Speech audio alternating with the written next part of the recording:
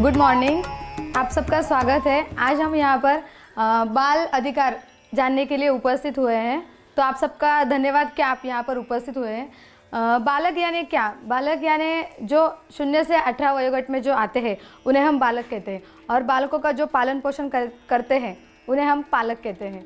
तो आज के जो बालक है वो सुरक्षित नहीं है, तो उनके सुरक्षा की जिम्मेदारी आप सबकी है, जैसे हमारी है, पेरेंट्स की है, सबकी। तो बालकों के अधिकार में सबसे पहले जो अधिकार आता है उनमें है जीने का अधिकार। तो जीने का अधिकार में है पैदा होने का अधिकार। तो जिस तरह से हमारे संस्कृति है कि लड़का अगर पैदा हो तो बहुत खुशियाँ मनाई जाती है और लड़की को गर्भ में ही उसका गर्भपात किया जाता है। तो जितना हक लड़के को पैदा होने का है उतना ही हक लड़कियों को भी पैदा होने का है। उनको स्तरीय अन्न जैसे पोषक आहार है, उनके रहने के लिए अच्छे कपड़े हैं, साफ़ पानी पिलाना, उनके प्राथमिक स्वास्थ्य की सब जिम्मेदारी पालकों की है, क्योंकि बच्चे ये सब खुद से नहीं कर सकते हैं। तो उनको स्वच्छ वातावरण देना, उनके रहन सहन के लिए अच्छे जगह उपलब्ध करना, ये हमारी जिम्मेदारी है। और बच्चों को सम्मान से जीने का अधिकार है। हम बड़े क्या करते हैं, को मारपीट करते हैं, उनकी बात नहीं सुनते हैं, हमेशा उनको चुप कराते हैं। तो ये सब नहीं करना चाहिए। बच्चों को भी उतने ही सम्मान से जीने का अधिकार है जितना ही बड़ों को है। दूसरा है सुरक्षा का अधिकार। किसी भी प्रकार की हिंसा बच्चों के साथ नहीं होनी चाहिए। जो उनके साथ कोई भी हिंसक प्रकार है वो नहीं होना चाहिए। उनकी हमें उपेक्षा नहीं करनी चाहिए, मतलब तुलना नहीं करनी चाहिए। जैसे हमारे बच्चों को अगर कम मार्क्स मिलते हैं और दूसरे के बच्चों को अगर ज़्यादा मार्क्स मिलते हैं तो हम क्या करते हैं कि उनकी तुलना करते हैं, जिससे कि हमारे बच्चे का जो कॉन्फिडेंस लेवल है वो कम हो जाता है, उनका आत्मविश्वास कम हो जाता है। तो हमें ये सब नहीं करना चाहिए। यौनिक शोषण में आता है कि जैसे हम बच्चों को लड़कियों के साथ अक्सर बलात्कार होते हैं, ये सब हम प्रकार जो देखते हैं, तो ये सब नहीं होना चाहिए। हम बच्चों को भी अपने दूसरे पड़ोसियों के पास जब हम काम पे जाते हैं तो हमें रखना नहीं चाहिए। उनकी सुरक्षा की जिम्मेदारी हमारी है। बच्चों का खतरनाक नशीले द्रव्य से हमें संरक्षण करना। जैसे पापा हमेशा बोलते हैं जाओ बीड़ी लेके आओ, जाओ दुकान से ये लेके आओ, सिगरेट लेके आओ। तो बच्चे क्या करते हैं, बड़ों का ही अनुकरण करके आगे जाते हैं। तो हमें ये सब उनको नहीं बोलना चाहिए, और उनका हमें भी घर में ये सब नहीं यूज़ करना चाहिए। तीसरा है सहभागिता का अधिकार। जैसे मत स्वतंत्रता, जैसे बड़ों का है, हम कहीं भी बोल सकते हैं, हमारा मत व्यक्त कर सकते हैं।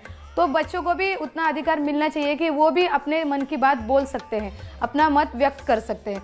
इसके लिए जैसे बड़ों का ग्रुप बनता है वैसे बच्चों का भी ग्रुप बनना चाहिए, जिससे कि उनके विचारों का आदान प्रदान हो, उनके दिल की बात वो खुली तरह से बोल सके। तीसरा है संगठन। जैसे एक ग्रुप रहता है बच्चों का, वो खेलते हैं, तो जिसमें वो जो खेल कूद में जो बातें करते हैं वो कभी कभी पेरेंट्स को भी बताते हैं। तो हमें वो भी उनका सुनना चाहिए, और उन्हें सुरक्षा की जो जानकारी है वो पेरेंट्स से देनी चाहिए कि यहाँ मत जाओ, जो सुरक्षित वातावरण है वहीं खेलो। हमें भी उनकी तरफ थोड़ा ज़्यादा ध्यान देना चाहिए। बच्चों के साथ हमें प्रत्यक्ष और अप्रत्यक्ष स्वरूप से जुड़े हमेशा रहना चाहिए। उसमें ज़्यादा करके उनकी सुरक्षा की जिम्मेदारी हमारी है इस उपयोग से। तीसरा है विकास का अधिकार। विकास का अधिकार में बच्चों को शिक्षा मिलनी चाहिए। जो बच्चे सड़कों पर रहते हैं, जिनको कभी शिक्षा का अधिकार नहीं मिला, तो ये सब सरकार की और हमारी जिम्मेदारी है कि बच्चों को शिक्षा का अधिकार मिलना चाहिए। तीसरा है बच्चों को पढ़ाई करने के लिए, जैसे घर हमारा अगर छोटा है तो उनको वातावरण जो है पढ़ाई का वो अनुकूलित करके हमें देना चाहिए, जिससे कि उनकी पढ़ाई अच्छी हो, उनका पढ़ाई में दिल लगे, वो साफ मन से पढ़ाई कर सके। उनको विश्राम, जिस तरह से हम बच्चों को हमेशा टोकते रहते हैं कि नहीं हमेशा पढ़ाई करो पढ़ाई करो, उनको आराम भी उतना मिलना चाहिए। उनके स्वास्थ्य को ध्यान में रख के उनको जैसे पढ़ाई वो करते हैं उतना ही उनको आराम भी मिलना चाहिए। इसलिए उनके खेलकूद की तरफ उनको कभी घुमाने लेके जाना, हमारे यहाँ पे अगर कोई जगह उपलब्ध नहीं है खेलने के लिए तो कभी गार्डन में लेके जाना, वो सब हमारी जिम्मेदारी है कि बच्चों की जिस तरह से हम पढ़ाई को उनको ये करते हैं उसी तरह उनको खेलकूद और उनके स्वास्थ्य के बारे में भी हमें उतना ही ख्याल रखना चाहिए। और उनका भावनात्मक, मानसिक और शारीरिक विकास न हो, इन सब की जिम्मेदारी हमारी है। जैसे पेरेंट्स बड़े हैं, पालक सब बड़े हैं, उनको सब समझता है, बच्चे खुद से ये सब नहीं कर पाते हैं, तो उनका ये सब उनके साथ में हिंसा ना हो, इन सब की जिम्मेदारी हमारी है। तो इसके लिए जो बाल अधिकार है उनमें सबसे बड़ा योगदान पेरेंट्स का है। जो हमारे आज की मीटिंग में हमने बाल अधिकार जाने हैं और आप सब ने जो उपस्थिति दिखाई है उसके लिए मैं आप सबका धन्यवाद व्यक्त करती हूँ।